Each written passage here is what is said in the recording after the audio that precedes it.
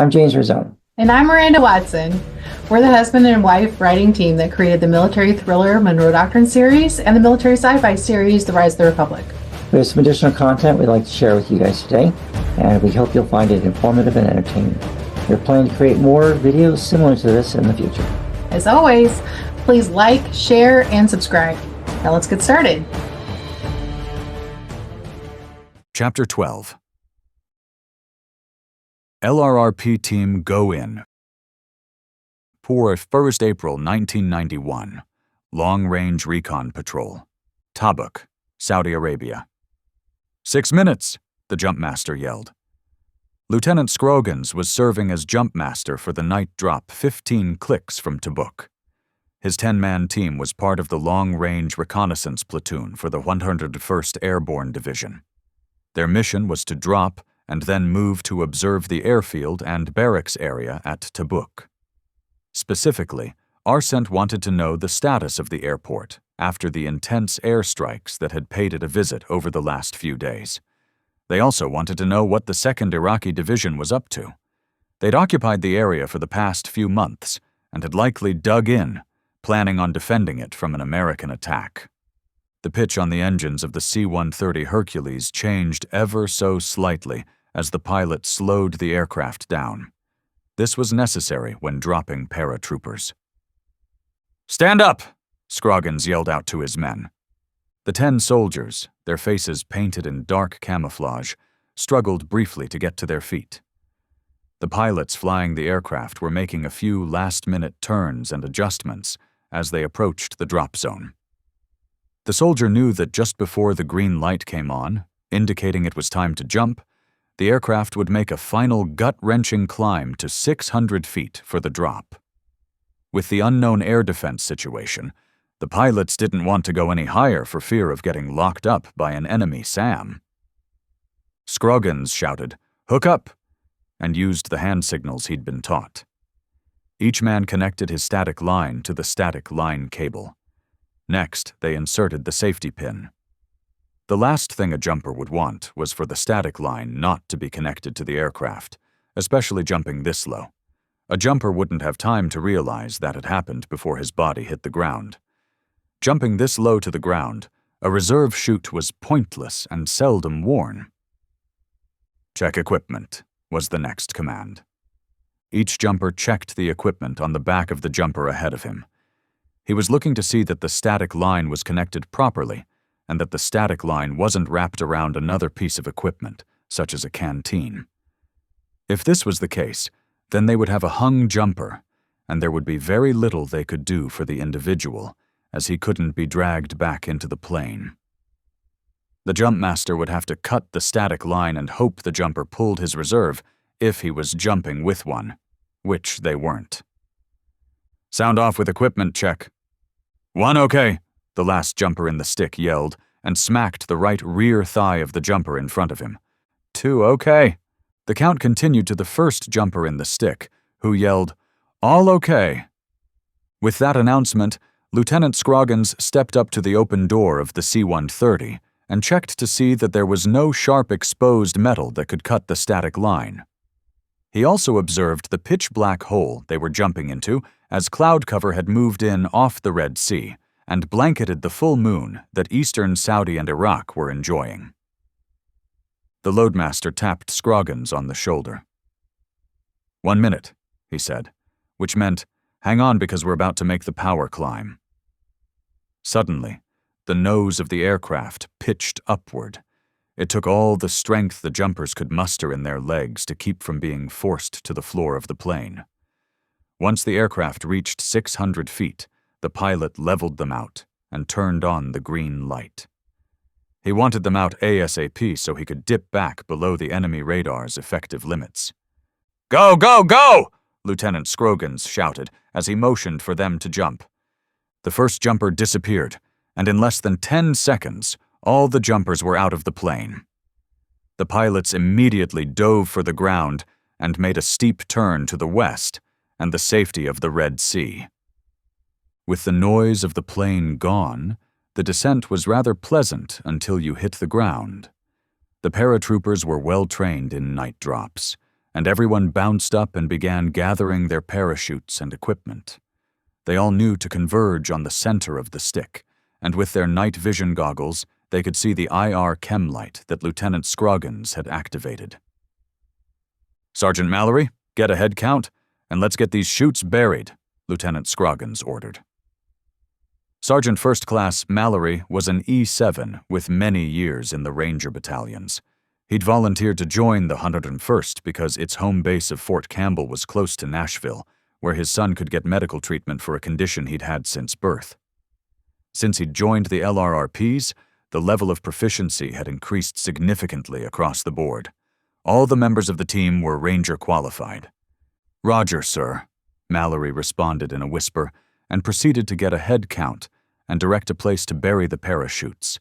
While he took care of that, Scroggins verified their location with his GPS and studied the map for the route they'd previously chosen to move towards Tabuk. Scroggins determined that to travel the 15 kilometers with the 120-pound packs and the desert terrain, it would be best to stop and hunker down for the day and make the distance over 2 nights. "All right, everyone, listen up," Scroggins directed as they finished burying the parachutes. In almost a whisper, he continued, "As we discussed, we'll move out on a heading of 030 degrees for 5.5 kilometers. That'll put us in some rough terrain, but we need to avoid a couple of farm compounds in the area. We'll hunker down for the day there. Any questions?" There were none, and the squad moved out in a wedge formation. The night was relatively cool at 75 degrees, so the movement went slow and steady. Reaching the higher, more rugged terrain, Sergeant Mallory had the squad members take up one-man positions in a circle around his and Scroggins' position. Daylight wouldn't be for another couple of hours, so members had time to dig down as best they could and camouflage their positions. A guard mount was rotated with one member always awake, as others slept throughout the day. Fortunately, the squad was not discovered. "What time is it, sir?" Mallory asked, as he started to move from sleep. "Time to push out to some hide positions for tomorrow," Scroggins said, handing Mallory a cup of coffee. Heat tabs allowed for water and food to be heated up without smoke to give away one's position. Of course, if a heat tab wasn't available, a piece of C4 set on fire worked well too, but you didn't want to stomp that fire out. That was a good way to blow your foot off. "Who's first team tonight?" "Sir, that's Sergeant Mays and Specialist Smith. I'll get them moving and over for their brief," Mallory said, standing and moving off to round up the 2 soldiers. Moments later, Mallory returned with both soldiers in tow. As they took a knee in front of Scroggins, he began to give them their orders. "Okay, here's what you got. I want you to move 6 clicks to this stand of brush outside the military compound. Find a good hide position that'll allow you to observe the activities inside the compound. Plan on not coming back here for 2 days, so pack accordingly. You shouldn't be taking a lot of stuff. Travel light. Check in when you get there and give me your exact location. Only call when you have something significant and when you start back here. Any questions?" Scroggins asked. "No, sir. We're good," Sergeant Mays said, looking at Specialist Smith, who just nodded. "In that case, see me before you move out," Scroggins said, turning to Sergeant Mallory. "You want to take the next location and I'll relieve you in 2 days?" "Sounds good. I'll get Sergeant Peppers and collect our gear," Mallory said, getting up. A half hour later, he was back with Peppers and their equipment. They were traveling the longest distance, 12 clicks, and were lightly equipped with their load-bearing equipment, extra water, their weapons, and ghillie suits. They had made the ghillie suits themselves and adapted them for the desert environment. The base was a jacket made out of what appeared to be a fishnet and matching pants. To this they tied on bits of burlap cloth with a mixture of tan, brown, and green colors. They also had canvas boonie bonnets with a desert pattern and with similar camouflage. A soldier wearing the complete ensemble could be lying within a few feet of someone and not be detected. Sergeant Mays headed out on a heading of 010 before he shifted to a heading of 080, Scroggins said, as Sergeant Mallory took a knee next to him and pulled out his map. "Okay, I'm going to take a heading of 045 and then swing north," Mallory said, tracing his finger along his map. "There's this drainage ditch here that goes right up to the perimeter of the airport and has brush in the bottom. We'll take a position there. I'll let you know when we get there and when we see something of interest." He stood up and put his map back in the cargo pocket on his pants. "Be safe," Scroggins said. "No unnecessary chances." Scroggins had a lot of respect and admiration for the old sergeant, all of 32 years old. Sergeant First Class Mallory had joined the Army when he was 17, fresh out of high school. In 5 more years, he would be eligible for retirement. Scroggins doubted that he would ever retire, though. He loved this kind of stuff too much to leave it. It had been a fairly easy trek across the desert that evening. The ground was compacted sand and limestone, so the walking was easy, especially with the cooler night air and the light loads that everyone carried. Everyone managed to avoid the civilian homes and compounds, so no dogs were barking at them.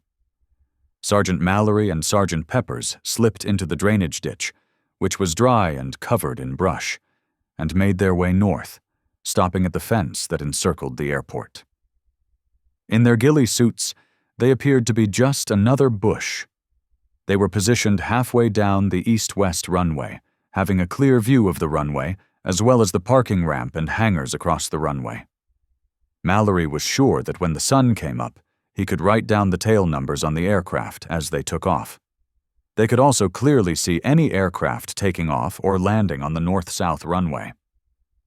"Peppers, let's get comfortable and get a couple of hours sleep in before the sun comes up. Then we can start watching. I'll take the first watch and wake you in 2 hours," Mallory instructed. "Sounds good, good night," Peppers said, and within 5 minutes he was gently snoring. She was standing on the beach, alone, with a towel wrapped around her. In the breeze, her red hair was gently blowing across her face. She was smiling a mischievous smile. Slowly, she brushed her hair away from her face with her left hand, while her right hand held the towel together in the front. As the towel was also caught in the gentle breeze, she began to release the hold, and as she did, so the towel began to reveal. A hand over Peppers's mouth brought him fully alert and awake. Mallory was looking at him with one finger to his lips. Peppers understood immediately. Some uninvited guests were approaching. 50 yards to the east, on the outside of the fence, 2 Iraqi soldiers were strolling along with lit cigarettes. They were supposed to be on guard and checking the fence line for any indication that someone had entered the airfield. Given their level of discipline, it looked more like a stroll in the park, especially at 5:30 in the morning. Mallory just wanted them to keep walking their patrol. He and Peppers were here to observe, not kill the enemy. Both Americans remained perfectly still, with only their eyes moving as the 2 Iraqi soldiers approached. One was carrying a flashlight, but was interested in the fence, and not the drainage ditch outside the fence. As the 2 Iraqis walked nearby, Mallory and Peppers reduced their breathing so as not to make any noise. Mallory even managed to slow his heart rate. Then the 2 Iraqi soldiers began shouting. If this is any indication of the level of discipline in these guys. Mallory didn't speak Arabic, but from the body language, he could tell that one of them had said something the other didn't like. The argument became more heated when the shoving started. The Iraqis were only about 10 yards from the drainage ditch when the first blow was thrown. Amateurs, Peppers thought, as he watched the 2 combatants smacking at each other. Mallory slowly reached his ankle and withdrew his crowbar knife. Peppers imitated his movement as well. Without speaking, they were both thinking the same thing. If either Iraqi fell in the ditch, they might have to take them out. It would be a snap decision. As the 2 scuffled, they came closer to the ditch. One was now on top of the other and smacking the crap out of the guy, but with an open hand, Mallory noticed. So he's not really trying to hurt the guy. When the two started laughing and got up, Mallory was sure they were undisciplined fools. A sigh of relief went out when the two Iraqi soldiers walked off with their arms around each other's waist. "Lovers' quarrel?" Peppers asked in a whisper. "Could be. Glad we didn't have to intervene in that spat," Mallory replied. "Well, they ruined a perfect dream I was having. I was even getting a hard-on," Peppers lamented. "You'll get it back another night. My turn to catch an hour of sleep. Hell, maybe I'll pick up where your dream left off," Mallory said with a smile. "Night, wake me in an hour." Sergeant Mays and Specialist Smith had an easy movement to their area. As they approached a hill mass that was covered in palm trees and brush, they heard a vehicle approaching, but didn't see anything. Their maps hadn't indicated anything except some areas of vegetation that they were going to pass through on the way to their hide position. When the vehicle noise grew louder, they crouched lower until they were flat on the ground. Mays knew that unless the lights of the vehicle were directly on them, they would not be noticed. Looking up, he saw the glow of lights, but not the actual headlights themselves. Something was blocking the headlights, and that something was between him and the vehicle. Then the lights went out. "Let's move up and see what we have here," Mays whispered to Smith, who nodded and rose up. Together they moved forward in a low crouch, and soon realized that a berm had been built, in recent days, from the looks for the soil. Reaching the bottom of the berm, Mays motioned for Smith to stay back as he crawled up the berm, which was about 10 feet high. As he approached the top, he noticed a tent stake with a line attached and stretched to the other side of the berm. Reaching the top, he first found the edge of a camouflage net that was across the top of the berm. "What do we have here?" Flipping his night vision goggles down, he soon found out, as he wasn't 50 yards from an SA-6 launcher, all under a camouflage net. From the air, this must have looked like just another grove of trees. He eased back down to Smith. "We have a target and we'll bypass this for now. Let's go," he said as he resumed his original course, but bypassed the location of the SA-6. Another 2 clicks, and they reached their destination. The hill gave them a clear view of the military complex, as well as providing ideal concealment. Smith quickly set up the radio with a directional antenna towards Lieutenant Scroggins's position. "Dog breath 1, dog breath 3, over," May transmitted. "Dog breath 3, go," came the response. "Dog breath 1, sit rep." "Dog breath 3, copy." "Roger, Sierra Alpha 6 at Whiskey Bravo 82456137. How copy?" "Dog breath 3, I copy Sierra Alpha 6 at Whiskey Bravo 82456137. Over." "Dog breath 1, you have good copy. Nothing further. Out."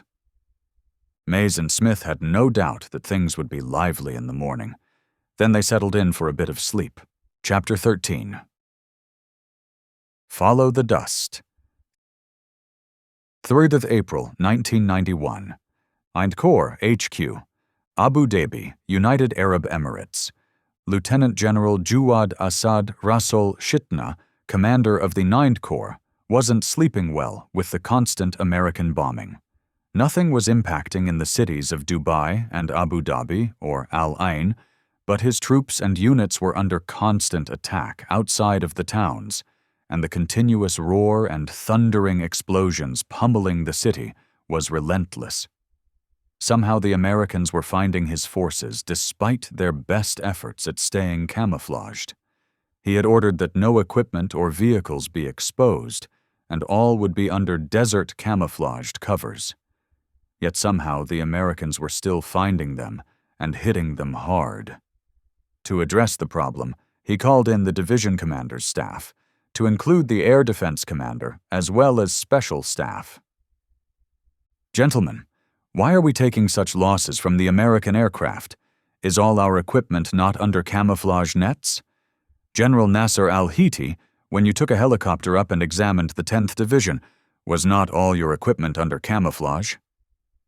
"Sir, it was. We have completed the move south, replacing the 45th Division, and I could not spot one piece of equipment. It appeared that my division had left the theater of operations. I flew over every unit and saw nothing. I even landed in a few places to make sure they were still there. And they were. How we are being found, I do not know, General Al-Hiti answered. The other commanding generals nodded as well. Colonel Abu, have we not restricted all communications to landlines? Could the Americans be plotting our positions with radio intercepts? General Shitna asked of the signals intelligence officer for the Corps. Sir, we are wired into every location. We have laid out over 2,000 miles of telephone wire.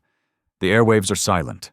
There is no way they could be plotting our positions by signal intercepts, Colonel Abu answered. Well, gentlemen, we have two problems, and we best come up with some solutions quickly. First, our air defense systems are not keeping the Americans off our backs, and second, we are not concealing our positions well enough to keep them from bombing us, General Shitna said, stating the obvious. Looking over at the air liaison officer, he asked, Colonel Saud Baha al-Din, why do we not have sufficient air cover to clear the Americans from the sky? Al-Din had known the question was coming, but still he let out a deep sigh. The problem, General, is that the Americans have 5 aircraft carriers, with 85 aircraft on each ship, along with heavy bombers based in Diego Garcia and England and Air Force fighter bombers operating out of Oman and Egypt. All this is overwhelming our capability. They are launching about 2,000 sorties each day. We have just not been able to compete with those numbers. We started this engagement with about 350 fighter aircraft, and we have taken losses. We have inflicted losses as well, but not in a sufficient number.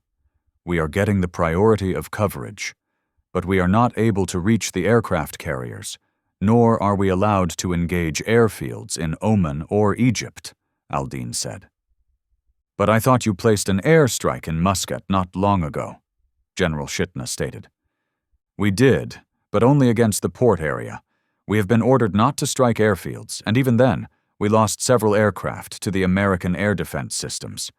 It is believed that there are too many air defense systems around the airfields that the Americans are using. They maintain a constant air cap over their airfields, 24 hours a day, Al-Din said. What about our air defense systems? Why are they not more effective against their aircraft? General Shitna asked, addressing Colonel Ismail Saeed Fares, the Corps Air Defense Officer. Sir, anytime we turn on the radars to track a target, there is a high probability that a wild weasel missile will take out the radar.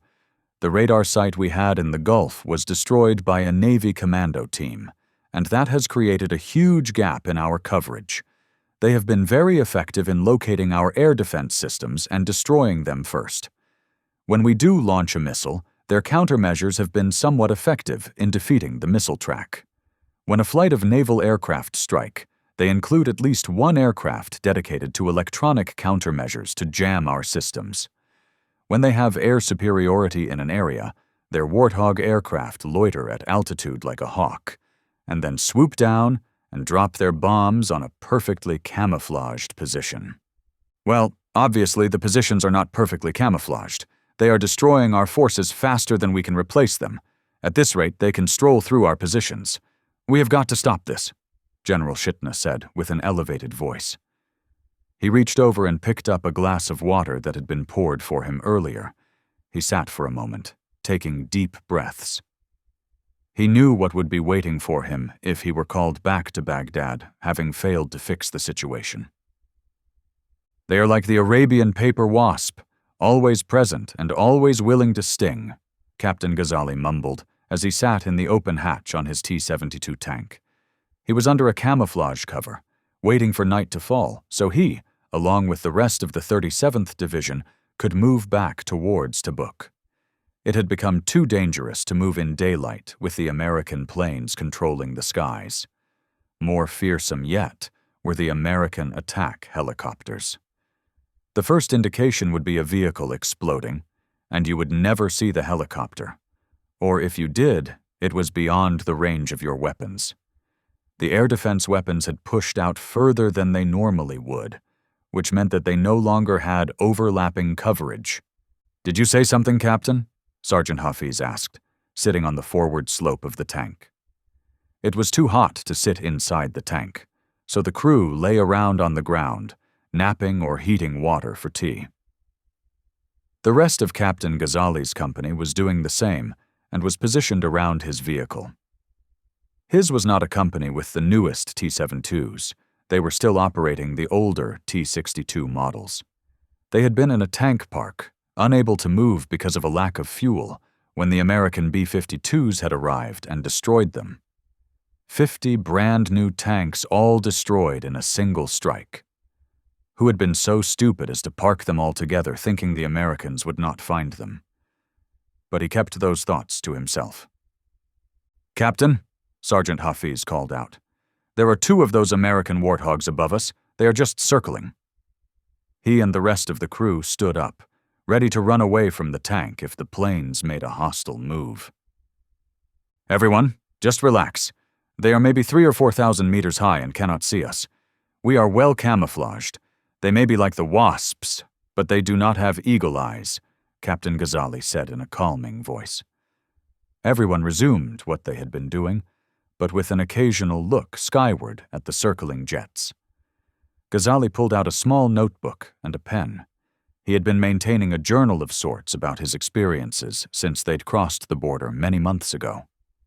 The 37th Division had been full of excitement and confidence then, but now things were different.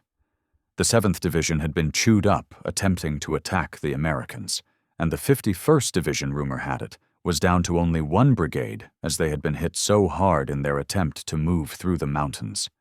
Rumor also had it that the 14th had been destroyed in the mountain passes and had limped back to Tabuk.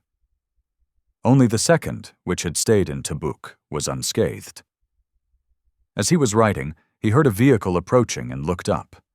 It was a Toyota pickup truck the battalion operations officer had liberated from a Saudi farmer. The dust trail following the vehicle indicated there had not been much rain in the past days, only the dew at night. "Captain Ghazali, we have been attempting to get you on the radio. Why are you not monitoring the radio?" Major Jamil asked in a perturbed manner. "Sir, if I keep the radios on, I am going to run the batteries down. Then I must start the vehicle and waste fuel while I charge the batteries. I thought fuel was critical and should not be wasted, or that is what we were told at the last meeting. You told us at the meeting this morning what time to be prepared to move out, and I will start my vehicle 15 minutes before then. Unless, of course, you want me to run my engine now and then I can call and ask for a fuel truck before we roll out tonight," Captain Ghazali said, looking down on the Major from the top of his tank. He really did not care for Major Jamil, who did not strike him as being very competent. Many suspected Jamil had attained his rank because he was active in the Ba'ath Party in his hometown of Mosul. "Is there something you wanted to tell me, sir, since you came out here?" Captain Ghazali asked. "No, we just wanted to know why we had no communications with any of you company commanders," Major Jamil said, as he turned and walked back to his liberated Toyota pickup truck. "So none of the other commanders are on the radios either. Jamil should know better," Ghazali thought, as the Major drove off in the direction of another company commander. 7,000 feet above the desert floor, and Captain Ghazali, 2 A-10 Warthogs from the 501th Tactical Fighter Squadron, lazily circled. They were originally out of RAF Alconbury, England, and had been one of the first A-10 squadrons sent to defend Saudi Arabia and the Suftinate Airborne Corps. Flying out of Egypt, they had a relatively easy flight across the Red Sea to the area of operations. "Buzzard 3-4, Buzzard 3-6, Captain Jim Clure called his wingman, Captain Bob Dowling. "Go ahead, 3-6, Dowling responded. 3-4, do you see that dust cloud down there at 3 o'clock? Over. After a short pause, Dowling said, 3-6, I see it. Can't make out what's causing it, but someone is driving somewhere in a hurry. Let's just watch to see where he goes and stops. Sounds good. May just be a goat herder out for a Sunday drive. But who knows? Clore said as he continued his lazy orbit. As he watched, the vehicle stopped, and the dust cloud began to dissipate. 3-4, I'm going to drop down for a better look-see, Clore said as he throttled back a bit and dropped his nose. Roger, I'll keep a watch for you, Dowling said, meaning he would be watching for an indication of a missile launch. He knew that he would be dropping to 5,000 feet, which would give him a margin of safety from any SA-9 missiles that were down there and be out of range for the ZSU-23-4. They weren't too concerned with SA-300s firing on them, as those missiles had been saved for the B-52s that were pounding the sand out of large groups of armored vehicles when they could be found massing.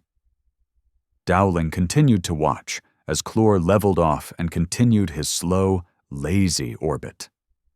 As he did so, he noticed the dust cloud commence again.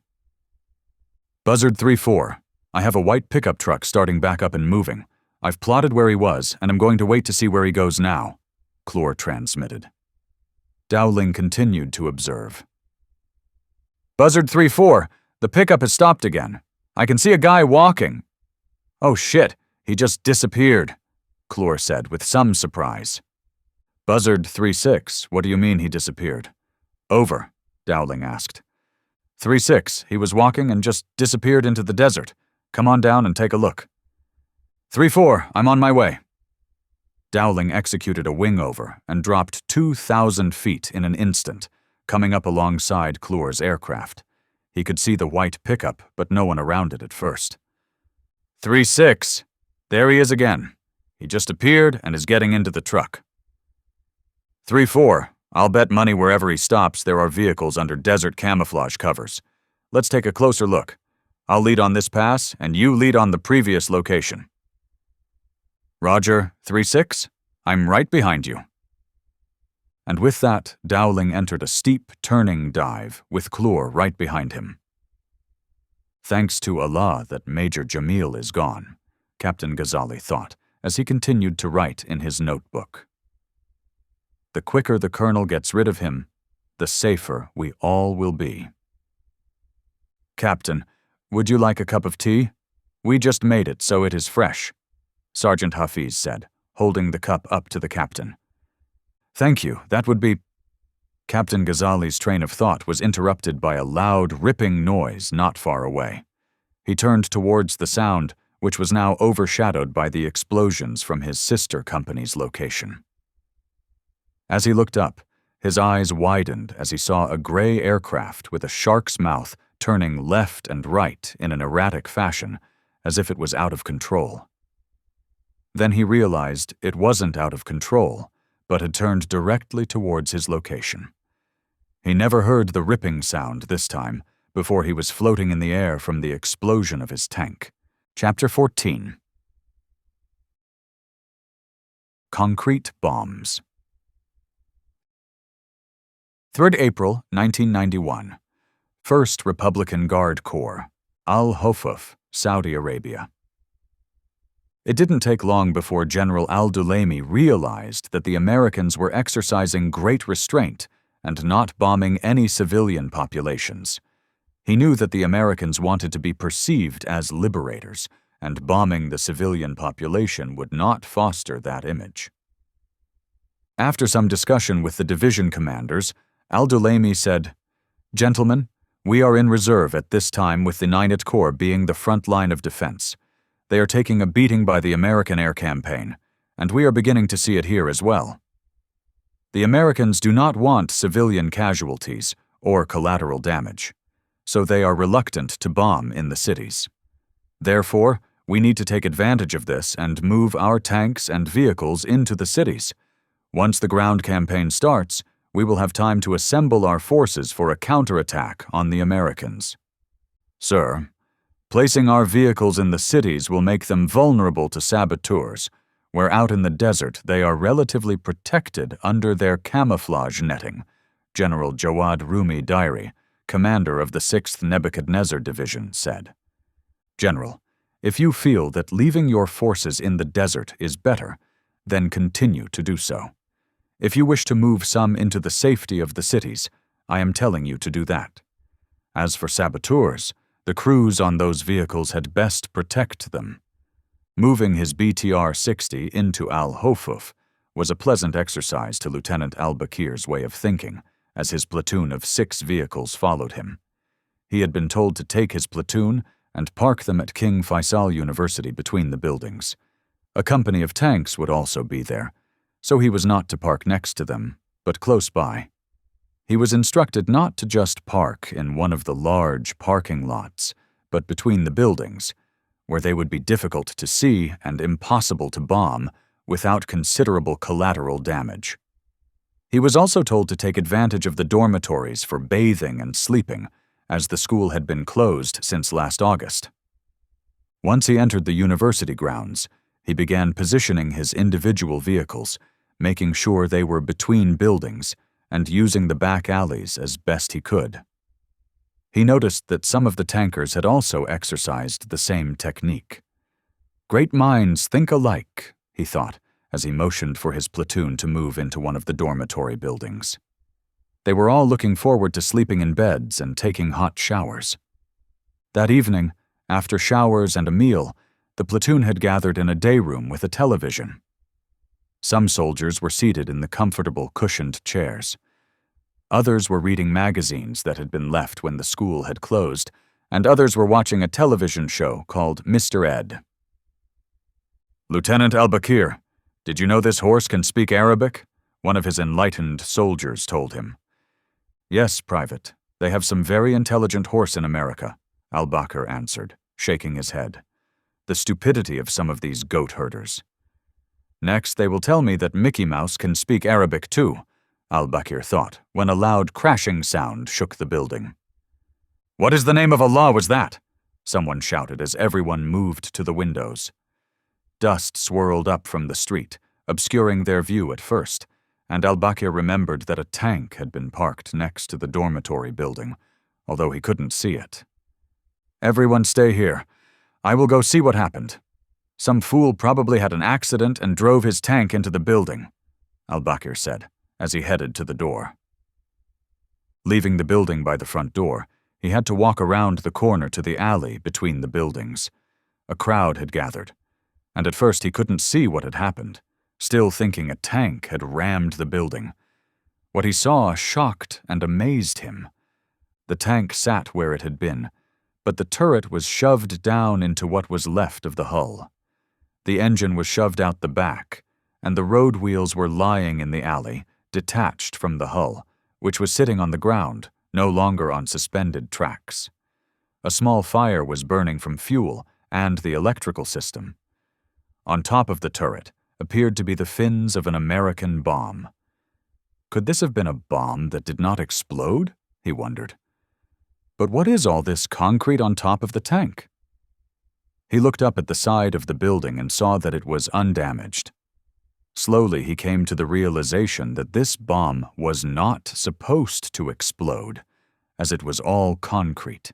It was supposed to smash its target without collateral damage.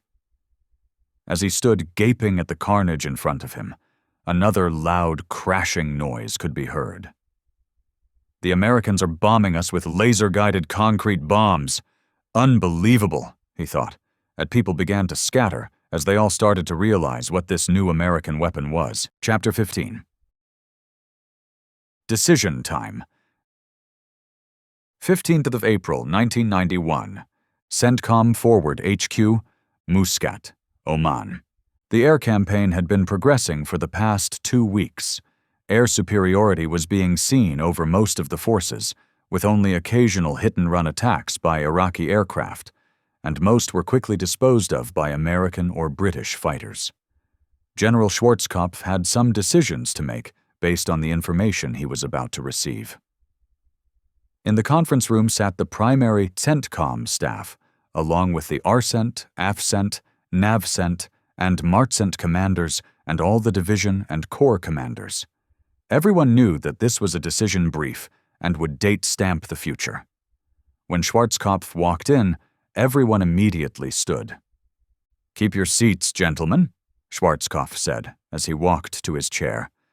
"Let's get started, General Schless." "Good morning, sir. This is a decision brief, and at the conclusion we will ask for a start date for the ground operations, Schless said. Schwarzkopf already knew this, but it was said mainly for the benefit of anyone present who might not have understood the purpose of this meeting. Sir, this brief will be presented with the G2 giving an intelligence update, followed by myself with a status of forces.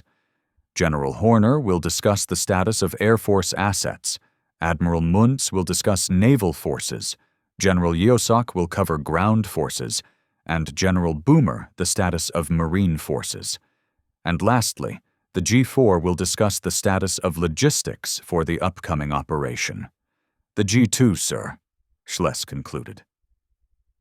Brigadier General O'Donnell took the stage and called for his first slide. It listed all the Iraqi divisions and their known locations. Sir, as you are aware, the 10th Armored Division and the 49th Infantry Division exchanged positions, with the 49th moving 1 brigade minus into Fujairah and 1 battalion from that brigade up to Khor Fakkan Port. The other 2 brigades remain in positions between Al-Madam and Maleha. A flight of A-10s did manage to catch part of this troop movement and summarily massacred close to an entire battalion's worth of troops and vehicles transiting through the mountains. He paused for a second before continuing. Moving south, the 1st Infantry Division continues to reinforce his positions in Al Ain. The 17th Armored Division is in positions with Al Ain on the north flank and Al Wagan on the right flank. That's a 35-kilometer front over fair terrain. The 10th Armored Division has moved in with Al Wagan on its left flank and stretches south for 30 kilometers. The terrain here is sand dunes running east to west, offering some concealment for an attacker and difficult for a defender to laterally shift forces. The 45th Division is south of the 10th Armored and is occupying positions on the northern fringe of the empty quarter. 9th Corps Reserve is the 52nd Armored Division, located in the vicinity of Zoyed City, and it appears he feels that our main effort will come this way. Any questions, sir? General O'Donnell asked. What are we looking at in the west? Schwarzkopf asked. Sir, in the west, the 2nd Republican Guard Corps has not moved from previous positions east of Medina Ridge. The bombing campaign and their bouts with the 82nd Airborne, as well as Saudi partisan actions in Medina, have cut the 2nd Republican Guard Corps down to 35% strength. Elant sources indicate that he's desperate for supplies. The 2 Iraqi Corps is moving back towards Tabuk, with the 7th Division down to 40% strength, the 51st Division down to 30% strength, and the 37th Division at 60% strength. The 14th Division is still attempting to recover south of Tabuk and is at 50% strength. The 2nd Division never left Tabuk and is estimated to be at 80% strength. As with the 2nd Republican Guard Corps, the 2 Iraqi Corps is hurting for resupply. Questions, sir? O'Donnell asked. What are the other corps doing at this time? Schwarzkopf asked. Sir, the IV Iraq Corps has not moved from the last positions he assumed around Riyadh, and indications are he's sucking off more of the supplies bound for the 2nd Republican Guard Corps than he's letting through. The 7 Iraqi Corps, with its 8 divisions, is scattered across the northern part of Saudi from the east coast, with a division in Dammam, a division in Al-Jubail, another around the King Fahd International Airport, and one in the vicinity of Khafji. It appears these divisions are poised to repel an amphibious landing.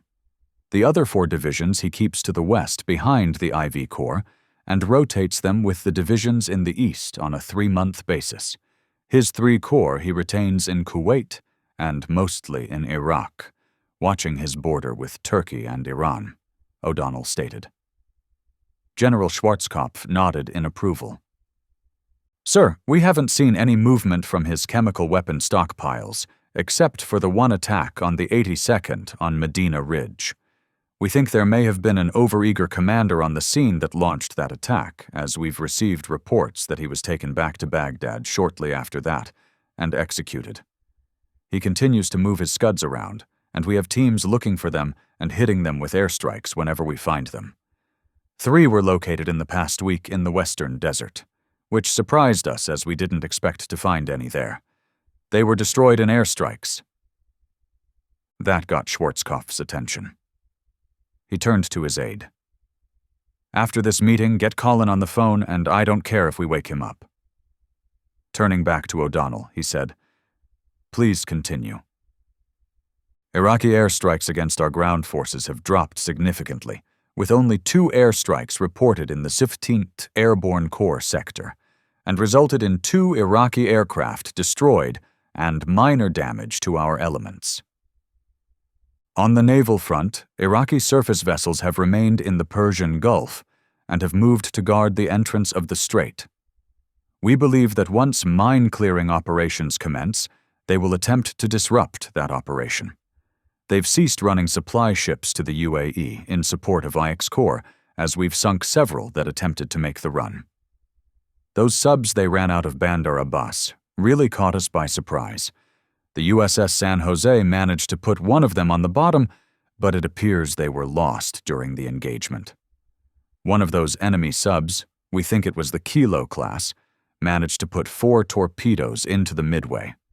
As you know, we sustained nearly 1,000 KIAs in that naval engagement, and more than 1,000 WIAs. The Midway is currently tied up at Salalah Port in southern Oman, O'Donnell explained. Schwarzkopf turned to Admiral Muntz. That was a raw deal with the Midway, but at least she didn't go down. Do we have a way to find that Kilo class and get a replacement for the San Jose and Midway? Sir, we believe we sank the Kilo by a surface attack. A replacement sub is en route to replace the San Jose. Yes, sir. The Carl Vinson is taking the Midway's place. Their strike group has a sub traveling with them, so their sub will take the San Jose's place, the Admiral replied. Schwarzkopf nodded in agreement. Sir, that concludes my portion of the briefing. If there are no questions, I will be followed by... O'Donnell didn't finish. Let's move this along, Schwarzkopf interrupted. Joe, he said, turning to General Yosak, are your boys ready to go? Say the word and give me 2 days to move everyone into their attack positions. And we'll be ready, Yosak responded. Boomer, you ready? Schwarzkopf asked, turning in his seat. First Marine is in position, and we're ready to move the second through the strait and into position. Give me 5 days and we'll be offshore, ready to go in, General Boomer said. Gentlemen, then it's decided. G-Day is April 20th. Plan accordingly. Chapter 16. Keep Israel out. 15th of April, 1991. Pentagon, Washington, D.C. General Powell, General Schwarzkopf is on the phone for you, the aide said, turning on the nightlight. What time is it? A half-awake Colin Powell asked. Sir, it's 2:15 a.m. Christ, what does he want now? Powell mumbled as he reached for the phone. Norman, what's up? He asked, clearing his throat. Colin, have you seen these reports of Scud missile launchers being spotted in the western Iraqi desert? Schwarzkopf asked. Yeah, I got a brief on that yesterday. Why are you asking? Don't you find it curious that they're in the western desert and not in southern Iraq, Kuwait, or Saudi? The max range is 800 kilometers, and all have been located within 500 kilometers of Tel Aviv. Colin, if he starts hitting Israel and they retaliate, this whole thing could fall apart. We have got to keep the Israelis on the sidelines. We cannot allow them to retaliate, or the Omanis, Egyptians, and the rest of the Arab world are going to turn on us, Schwarzkopf said. Well, we were sort of speculating on that fact, but we don't think Saddam would do that, Powell said, sitting up in his bed. And just who is we? Schwarzkopf asked in a testy voice. Paige Harrison was at her computer, observing the nightly downloads. They were boring, as it was just the open western desert of Iraqi. The satellite had passed over Sinjar and a couple of airfields that she was interested in looking at. The airfields showed the damage that had been inflicted in recent bombing raids. Craters marred the runways. Some of the hardened aircraft hangars were caved in.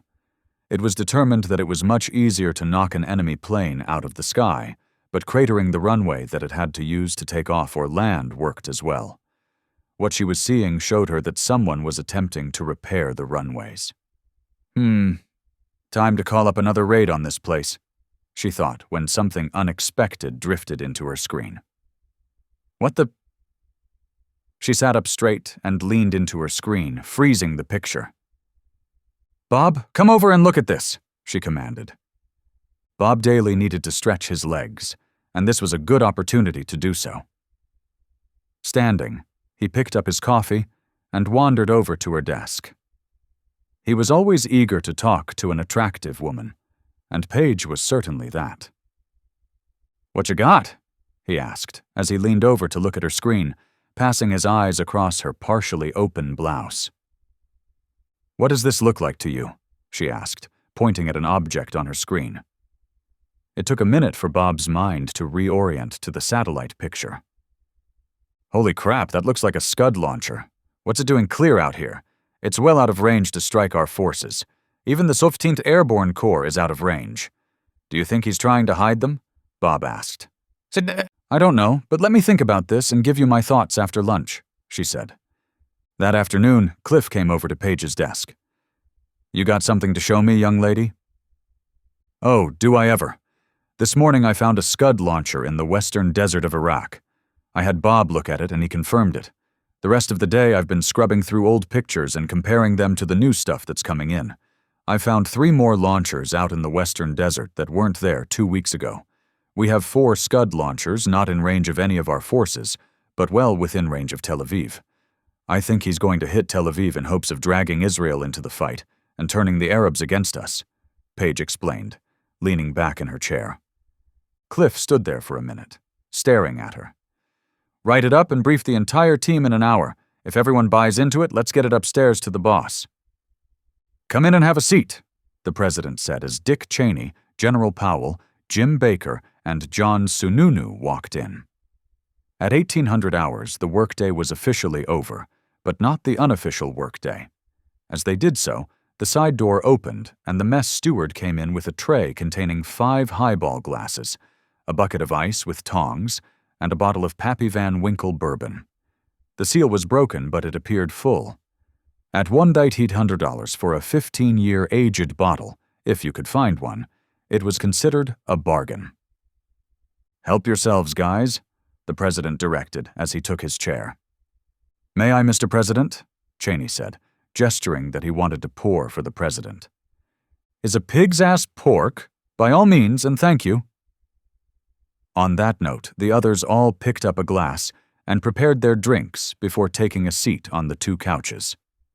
Once settled, Cheney started the conversation.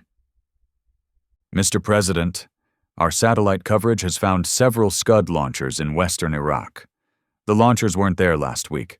They're positioned outside the range of our forces, so they're not being positioned to strike our forces, but they are within range of Tel Aviv.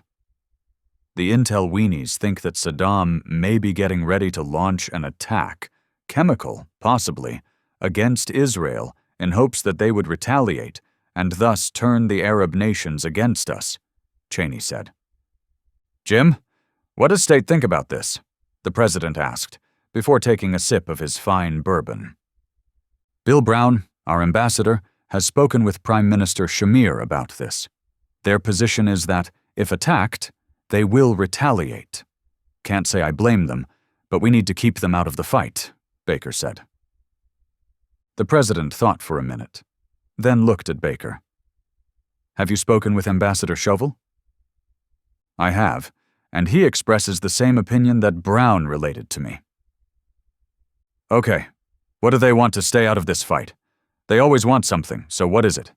Dealing with these guys is always something," the president asked with some frustration. "If I may, Mr. President," Colin interrupted, "I've spoken to the defense minister, Moshe Arens. I think I know what would keep them out of the fight, Patriots. They want Patriot missile batteries positioned in Israel to protect them. If the batteries can intercept the Scuds, then they feel that they won't be under pressure from the populace to enter into the fight. Silence followed as the others contemplated this latest announcement. Finally, Cheney broke the silence. It would be a small cost to us and save us in so many ways if we could make it happen. How many batteries are we talking about? He asked, looking over at Powell. I'm thinking 4 batteries, but I'll bet they ask for 8. 1 battery around each of their major cities and ports, Powell answered. Hell, 8 would cover their 2 cities and their 1 port, and the rest could cover the damn goat herds. That's too many, Sununu chimed in. Well, they start with 8, and we negotiate down to 4. Truth be told, they're holding all the cards at this point, Cheney interjected. Tell you what, let's offer to send 4 batteries over with U.S. personnel manning the batteries.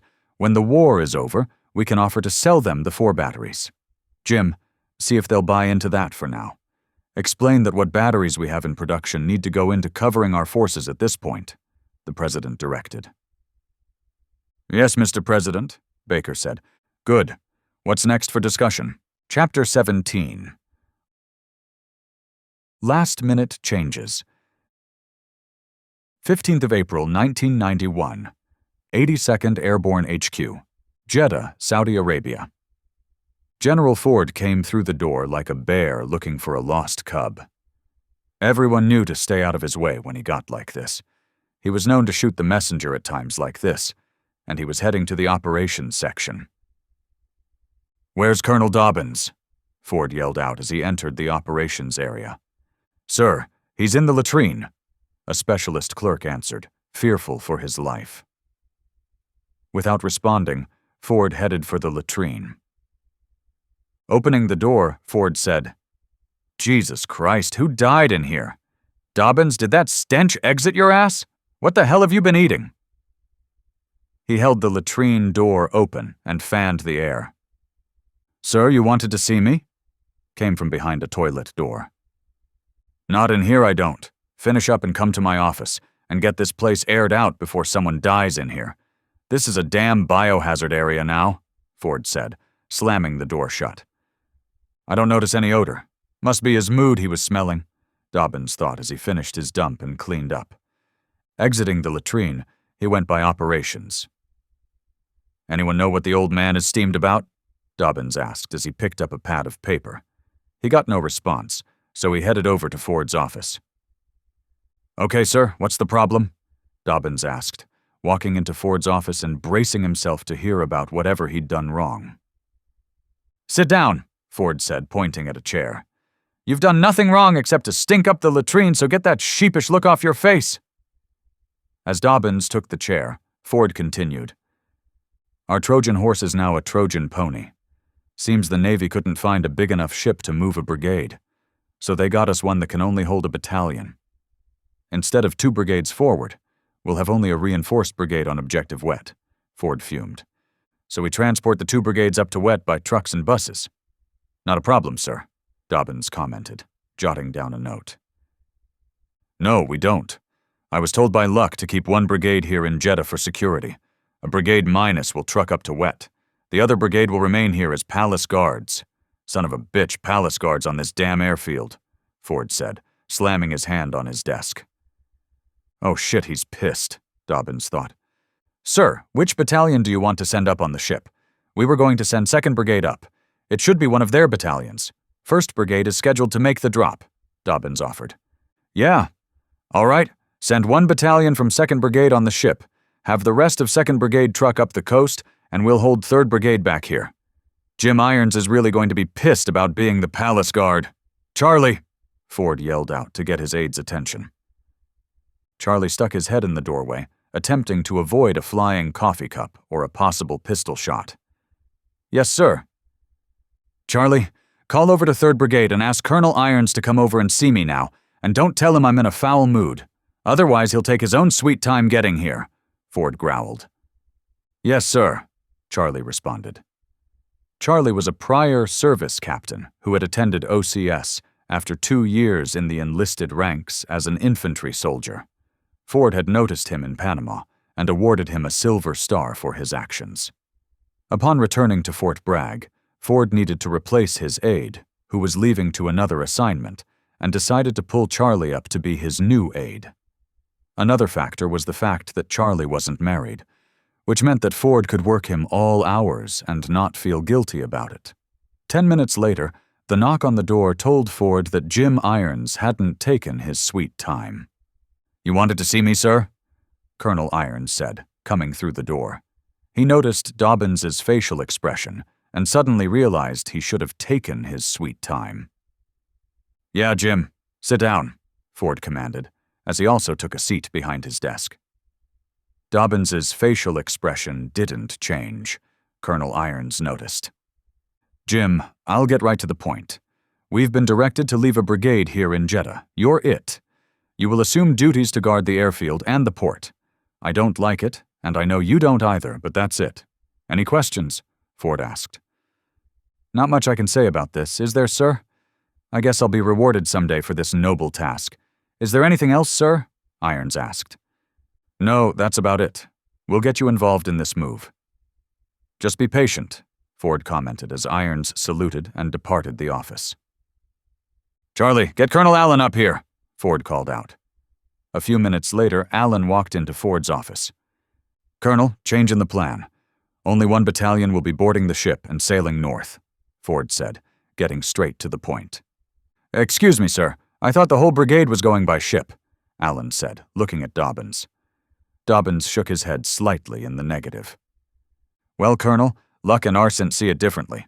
They couldn't get a big enough ship to haul you up there, so only one battalion is going and will be attached to 1st Brigade when they get there," Ford said. "Sir, what's the rest of my brigade going to do then?" Allen asked, not liking this situation already. "Your brigade minus trucks up the coast to join the 1st Brigade and your battalion," Ford said, not looking Allen in the eye. Allen began to protest. "Colonel, I talked to Luck until I was blue in the face. He even let me argue it with Yosuk, but I got nowhere. One battalion goes by ship and the rest truck assault, unless of course you want to stay here and replace the 3rd Brigade as Palace Guard. Now, which battalion are you sending?" Ford asked. Allen knew at this point he was not going to win. "Sir, it'll be 3rd of the 325th. Is there anything else, sir?" Allen asked, hoping the other shoe wouldn't fall. "No, that's it, and I am sorry, Colonel. It would have been an interesting exercise," Ford responded. "Yes, sir, it would have been. If you have nothing else for me, sir, I need to go tell the boys the wonderful news. I'm sure they'll take it well," Allen said, standing, his comment dripping with sarcasm. "All right, Colonel, you have a better day," Ford offered, as Allen saluted and walked out. Chapter 18. First Naval Surface Engagement. 17th April 1991, USS Avenger, Strait of Hormuz. The sun had set 2 hours before, and there was no moon. As the minesweepers approached the south side of the Strait of Hormuz, everyone was on a high alert for not only mines, but also Iranian gunboats and Iraqi vessels as well. The USS Princeton was behind the first of the minesweepers, with the flagship USS Tarawa to the south. The plan called for entering the strait at first light and commencing operations to clear mines along the south side of the identified channel through the minefields. Princeton would provide support in the event of an attack by Iraqi naval forces. The Navy had provided a fighter cap over the strait as well. Unbeknownst to U.S. MCM Group, the USS Florida was still operating in the Gulf as well. "Mr. Johnson," Captain Keyes said, getting the officer of the watch's attention. "Sir." "I'm going to get some sleep before we get into the strait. Wake me by 0430, Captain Keyes instructed. Keyes knew once they reached the strait, sleep would be a luxury for him. Skippers didn't sleep moving through a minefield. "Aye, aye, sir." The ringing klaxon was so loud and sudden that it might wake the dead. Ramd Ghaib Hassan had been asleep aboard the ship after a night of food and drink in Dubai, where he had transferred his flag to one of the Grisha-class corvettes. The past 6 months had been relatively quiet for the Iraqi Navy, who had been escorting supply ships to the UAE and watching the strait. He'd suspected that an American submarine had been operating in the Gulf, but they hadn't detected it. As he started to roll out of his sea berth, There was a knock on the door. "Come in," he said. "Admiral, the American Navy is moving into the Strait," Colonel Muzahim Mustafa said with an anxious look. "How many and what type?" the Admiral asked, grabbing his pants. "They were picked up on radar and it appears to be 9 or 10 vessels," Colonel Mustafa reported. "More could be following." "What is their speed?" the Admiral asked, continuing to get dressed. "They appear to be moving very slowly along the southern minefield." "They are minesweepers. They are attempting to clear the strait. A much larger force will follow soon. We must hit them in as they attempt to clear the minefield. What have the Iranians done? Do we have any word from them as to their intentions?" "Sir, we have not had any contact with them. Their ships are all in Bandar Abbas. On radar, we watched some start moving into the port as the Americans approached." "The Iranians are like dogs. They are tucking their tails and will not challenge the American fleet. I knew this would happen. What is the disposition of our other vessels right now?" Admiral Hassan asked. "Currently, 2 Osa-class patrol boats are patrolling off the coast of Bahrain. The other 2 Grisha corvettes are tied up alongside us. 1 Lupo-class frigate is returning to the naval yard in Al Jubail. 2 Lupo-class frigates are off Ras Tanura. 1 Lupo is en route from Al Jubail to here. The Lursen FPB-57 and the 4 Lursen TNC-45s are around the western approach to the strait. The 2 Badr corvettes, 611 and 612, are in port at Abu Dhabi. The 3 Al-Sadiq patrol boats are at Ras al-Khaimah up north. Notify the Al-Sadiq patrol boats to get to sea immediately and screen this American force. I want to know type and number. They are not to engage. Our attack must be coordinated and violent, but we must strike before they can clear the minefield. Notify the Osa patrol boats off Bahrain to get back here and take a position behind Siri Island and wait for orders. Notify Colonel Al-Hiti, commander of the Lursen ships, to wait until we join up with him off Siri Island. Notify the 611 and 612 to get underway and join us as we head for Siri Island. We will consolidate the fleet there and attack the Americans in the minefield once we are joined. Now go and get that message out. All vessels to converge on Siri Island." The USS Princeton was following the shipping channel through the minefield that had been plotted by the USS Florida months earlier and updated several times since. On the port side were 9 minesweepers along the south side of the strait, beginning to sweep for and detonate mines. As the sun rose, explosions could be heard as the mines were destroyed or influenced to detonate. 2 MH-53E helicopters from the USS Tarawa were also forward of the Princeton, towing a mine sled to cut floating mines and detonate influence mines. On the starboard side and a couple of miles away was the HMCS Athabascan, a Canadian destroyer shadowing the Princeton. The minesweepers had been at general quarters since midnight. "Captain, CIC."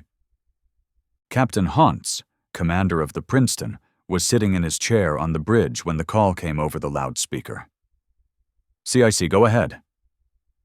"Captain, we're beginning to track surveillance radar on the Slick 32, range 40 miles. Search radar has 3 small vessels moving at 30 knots coming out of Ras al-Khaimah," the CIC announced. "Roger, I'll be right there," Captain Hauntz replied. He patted the officer of the deck as he left. From the bridge to the CIC was a matter of steps, and entering the CIC, he was always amazed at the number of blue and green computer displays with the whole room bathed in the light they emitted.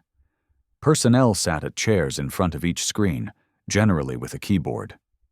Stepping over to the SLQ-32 V3 receiver, commonly referred to as Slick 32, he could see the images that indicated 3 vessels were departing Ras al-Khaimah and spreading out. "Notify the minesweepers that they may have company. I'll bet that's a screening or reconnaissance force coming to see what we're doing and how big we are," Captain Hauntz said, addressing his executive officer, Lieutenant Commander Ed Harkins. Harkins was a very capable officer and was on the promotion list for full commander. He had commanded a destroyer in his previous assignment, and hated to give up that command, as any officer worth his salt hated doing. "Aye, aye, skipper," Harkins replied, but paused. "You know, sir, if that is a screening force, I wouldn't be surprised if we see some corvettes or frigates coming from behind Abu Musa or Siri. Both have airfields on them as well. Let's make sure we have fighter coverage very close by as well," Haunt said, as he returned to watching the computer screen. 30,000 feet above the strait, 2 Marine F-18 Hornets flew in lazy circles over Oman.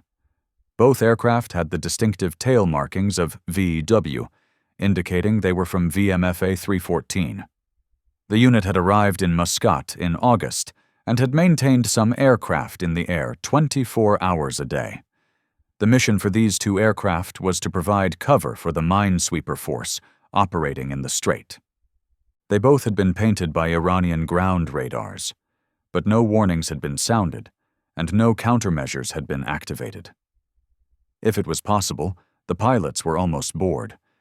They had drawn the short straws for this mission. Everyone else in the squadron was over the UAE, hitting Iraqi ground forces and forces inside Saudi Arabia.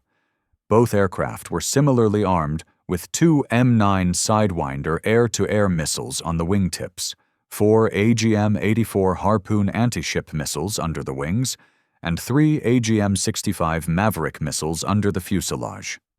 Both had the M61A1 Vulcan nose-mounted 20mm cannon capable of firing 6,000 rounds a minute. It had been days since any Iraqi fighters had been seen in the area or even over the UAE. With air superiority achieved, this patrol was feeling more like a waste of 2 attack aircraft that could be pounding Iraqi positions rather than doing lazy eights in an empty sky. "Slapshot, dog breath?" "Yeah, what do you want?" The conversations between the two pilots were casual, as they were the only ones on the frequency. "I could go for a cup of coffee about now. How about you?" "No, otherwise I would be constantly peeing." "When are we getting relieved?" "We have another hour, and then Birdbrain and Batman will be coming up." Their conversation was interrupted. "Black Knight 35, November Delta India Hotel?" "Dog breath, wait one. Princeton is calling me," Slapshot said and switched frequencies. "November Delta India Hotel, Black Knight 35. Black Knight 35, we're picking up traffic 45 miles on an azimuth of 200 degrees. It appears to be 3 patrol boats moving at 30 knots, the CIC aboard the Princeton indicated. "Roger, November Delta India Hotel. We'll drop down for a look and get back to you." Slapshot changed his frequency back to air-to-air communications. "Hey, dog breath, did you monitor?" "Yeah, let's go take a look." Slapshot entered into a wing-over maneuver with dog breath right behind him. Admiral Ramd Ghaib Hassan noticed the pink and blue colors of the eastern sky. The sun had not crested and would not for another hour. His flotilla of 3 ships was converging on Siri Island. The other vessels from Abu Dhabi and Bahrain were further north and would not arrive for hours. The 2 captured Saudi Badr-class corvettes, 611 and 612, were already on station behind Siri Island. No problem, he thought. The American minesweepers were made of wood and fiberglass, with no real offensive weapons. They were slow vessels as well, especially if they were in the minefield, attempting to clear it. "Excuse me, Admiral," Colonel Mustafa, his operations officer, interrupted his thoughts. "What is it, Colonel?" "Sir, I have a report from the Az-Sadiq patrol boats. They confirmed that there are 9 minesweepers and 1 helicopter clearing the minefield on the south side. They also indicated that there appears to be an American cruiser escorting them along with a destroyer. They were not sure what flag the destroyer was flying. They also reported that 2 jets flew low over them," Colonel Mustafa indicated. "The Az-Sadiq patrol boats have done well. Have them continue to screen the Americans. I want a position report every 30 minutes. "Hey, dog breath, Slapshot?" "Yeah?" Did you notice those 2 Bader-class corvettes sitting behind Siri Island? Also, the 3 Grisha corvettes coming from Dubai at max speed based on the bowspray? Slapshot asked. Yeah, I saw them. With that bowspray, no doubt they were at max speed, but I couldn't make out what type they were. You think they know the mine-clearing operation has commenced? Hell, I'll bet a month's flight pay they know we're there. Let me call Princeton and inform them, Slapshot said, and switched frequency. November Delta India Hotel, Black Knight 35. Black Knight 35, November Delta India Hotel, over. November Delta India Hotel, there are 2 Badr-class corvettes sitting behind Siri Island and 3 Grisha corvettes coming out of Dubai in a big hurry towards Siri, over. Roger, Black Knight 35, we're tracking the Grisha corvettes but weren't aware of the 2 Badr corvettes. Are you remaining on station? Over. That's affirmative. We have another hour and then we'll hand off to replacements. Over. As the 2 F-18 aircraft continued their descent, Admiral Ramd Ghaib Hassan continued to monitor his strut curve air Foch surface radar. He could clearly see the small flotilla of minesweepers creeping along the southern edge of the channel. He also could see the 2 larger returns, indicating that there was an escort for the flotilla. Although he could see the flotilla, he had no weapons that could reach the ships. But the 2 Badr corvettes did with their American-made Harpoon missiles. Colonel Mustafa, contact the Badr corvettes. Have them begin their attack with their Harpoon missiles. Their targets are the 2 American escort ships. Once they are destroyed, we will move in and start taking out the minesweepers, the Admiral directed. Slapshot Dog Breath, do you see the 2 ships behind Siri getting underway? Yeah, we best notify Princeton. Wait one and I will. Dog Breath switched frequencies. November Delta, India Hotel, Black Knight 35, over. Black Knight 35, November Delta, India Hotel, go ahead. November Delta, India Hotel, the 2 Badr corvettes behind Siri are getting underway, over. Black Knight 35, the Bader corvettes carry Harpoon missiles. They're a threat to us. Take them out, over. Roger, understood. Commencing our run. Black Knight 35 out. Slapshot, did you monitor? I did, and I'm right behind you. Let's do this. Both aircraft adjusted their attack profile, knowing that the Badr corvettes lacked any sophisticated air defense missile system, but did have a Phalanx Vulcan Gatling gun system. They wanted to be sure to stay out of the range on that system. Slapshot, let's use the harpoons. Roger. As they dropped to almost a surface altitude, both aircraft launched simultaneously. Moments later, both ships opened fire with the Phalanx Vulcan guns, but were too late in the engagement as they hadn't anticipated an air attack, and therefore had been lax in monitoring the system. They also weren't well trained on operating the system since this was a Saudi ship that they had captured. As the Grisha corvettes raced toward Siri Island to join the Badr corvettes, 2 bright flashes lit up the morning horizon. At first, the Admiral thought it was the sun peeking over the eastern horizon, but he quickly realized it was not. The columns of black smoke told him what he feared most. Admiral, Colonel Mustafa interrupted his thoughts. We have just received a request for assistance from Badr 611. He has been hit and is sinking. He requests we come quickly to pick up his crew. He is abandoning ship. And what about Badr 612? The Admiral asked, but he suspected he knew the answer. Sir, we have not had word from him. Badr 611 reported that 612 was hit as well, but that is all he said. Colonel Mustafa replied. There was a long pause as the Admiral paced the bridge and stared off in the direction of the sinking ships. His thoughts were interrupted again. Sir, what do you wish to do? Should we continue to Siri and pick up the crews, or... He did not finish before he had his answer. No, we move in and engage with our torpedoes against the 2 American escort ships. Bring us to general quarters. Make sure the SAN-4 fire control system is functioning properly, and engage those American aircraft if they come into range. They will drop countermeasures if we engage with the missiles, so be sure the MUF-103 are up. But do not turn the radar on until the N4 engages. Understood? The 57-meter will back up the Gecko missiles. Have the 4 TCN-45 boats attack with their Exocet missiles. Their targets are the 2 escort vessels.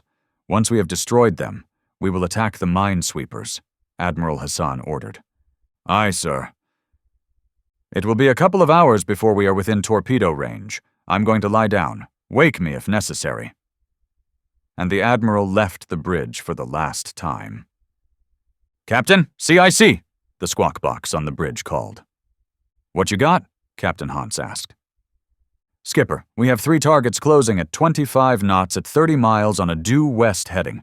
We believe they're Grisha corvettes from their radar signatures, the watch officer announced. Roger, I'll be right there, Hans said, getting out of his chair on the bridge and making the short walk to the CIC, where he approached the watch officer. Let's take a look.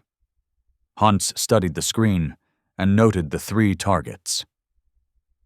The Grishas don't carry anti-ship missiles, as they're primarily an anti-submarine ship. They do carry torpedoes, however, the 533mm class, which is equivalent to our Mk-48, the weapons officer interjected. What's the range on them? Hans asked.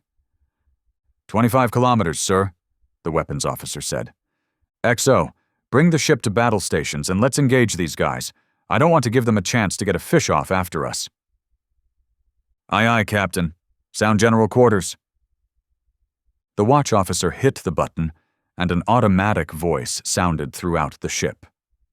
General quarters, general quarters. Man your battle stations. This is not a drill. Sailors that had been asleep were suddenly jumping out of their bunks in their respective sleeping berths and moving quickly to their assigned battle stations.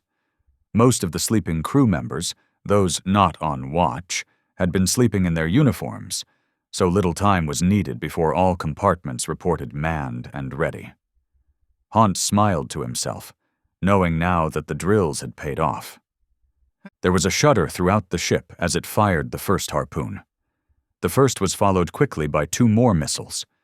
Skimming just above the water at over 500 miles per hour, the missile was very hard to detect. The missile's homing radars were looking for the targets and found them, quickly locking on.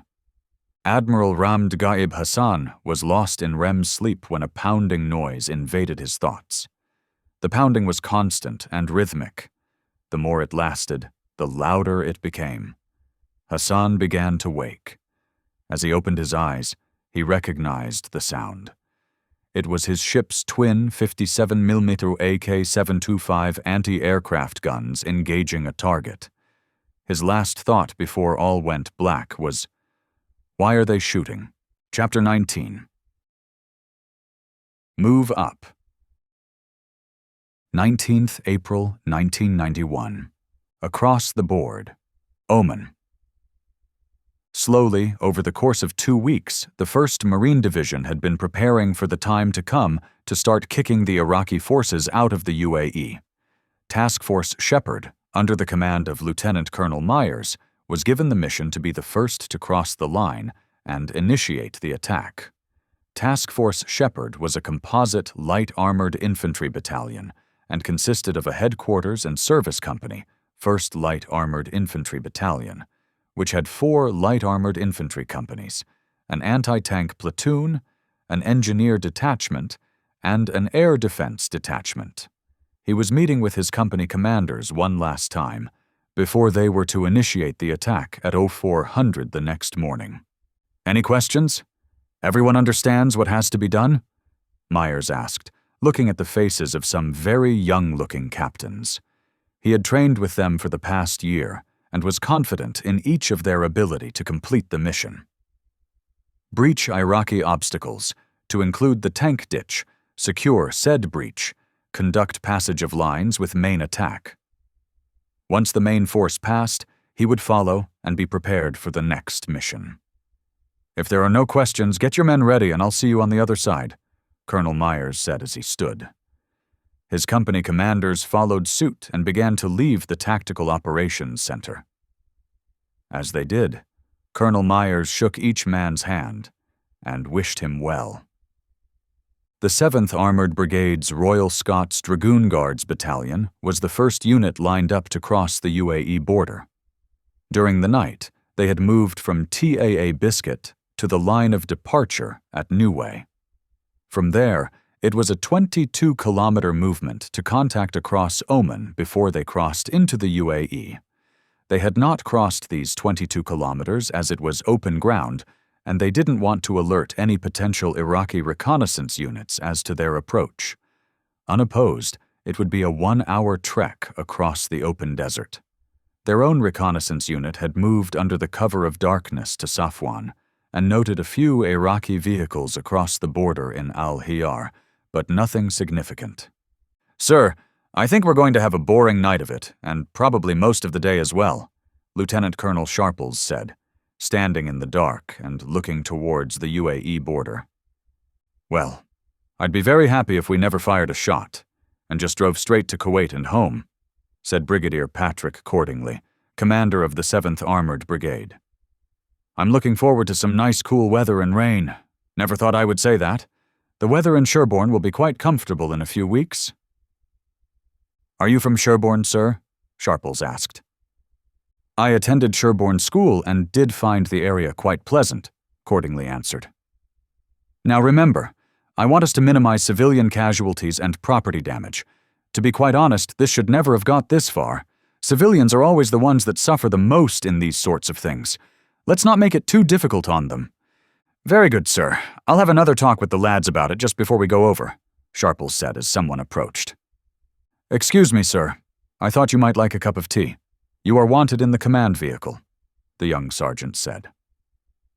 Cordingley accepted the cup of tea, but wasn't sure who the young corporal was, not recognizing him in the dark.